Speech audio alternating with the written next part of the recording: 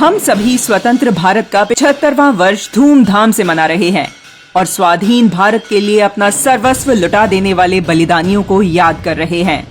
आज हम आपको सितंबर 1947 में घटी एक घटना याद दिलाएंगे, जो यदि सफल हो जाती तो भारत फिर गुलाम बन जाता। इस घटना को बताने से पहले हम आपको थोड़ा पीछे लिए चलते हैं। 3 जून 1947 को जनता के साथ धोखा हुआ। समाचार पत्रों को पढ़कर जनता स्तब्ध रह गई।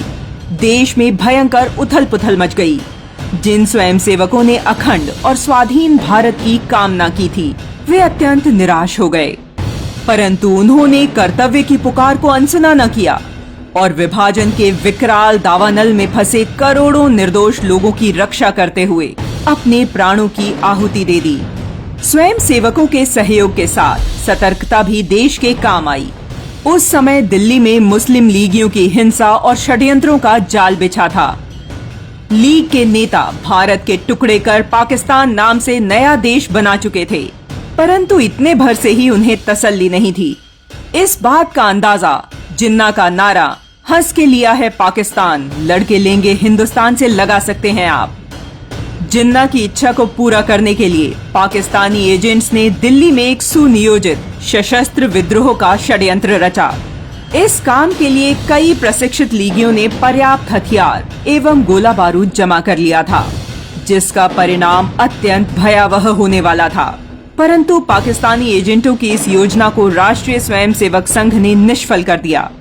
इस घटना के बारे में भारत रत्न भगवान दास ने बताते हुए लिखा, मुझे विश्वसनीय जानकारी है कि आरएसएस के नवयुवकों ने जवाहरलाल नेहरू और सरदार पटेल को समय रहते मुस्लिम लीग के षड्यंत्र की सूचना दे दी थी, जिसके तहत 10 सितंबर 1947 को मुस्लिम लीग दिल्ली में सशस्त्र विद्रोह करके भारत सरकार के मंत्रियों और बड़े अधिकारियों की हत्या कर देती। यदि ये देशभक्त और कर्तव्यनिष्ठ तरुण नेहरू और पटेल को ठीक समय पर सूचना न देते तो आज कोई भारत सरकार न होती।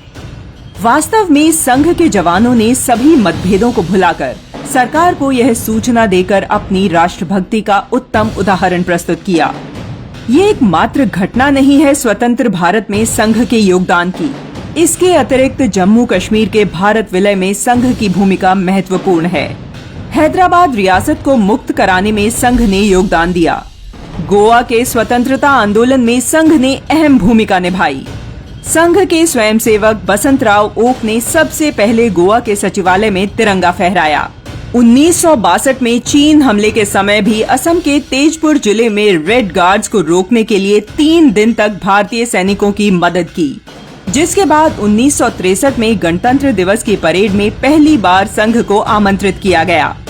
1971 में पाकिस्तानी आक्रमण के समय भी स्वयंसेवकों ने पंजाब सीमा पर तैनात जवानों तक बारूद की पेटियां पहुंचाई, जिससे प्रभावित होकर जनरल कुलवंत सिंह ने कहा, राष्ट्रीय स्वयंसेवक संघ पंजाब की खड़ग युक्त भुजा है।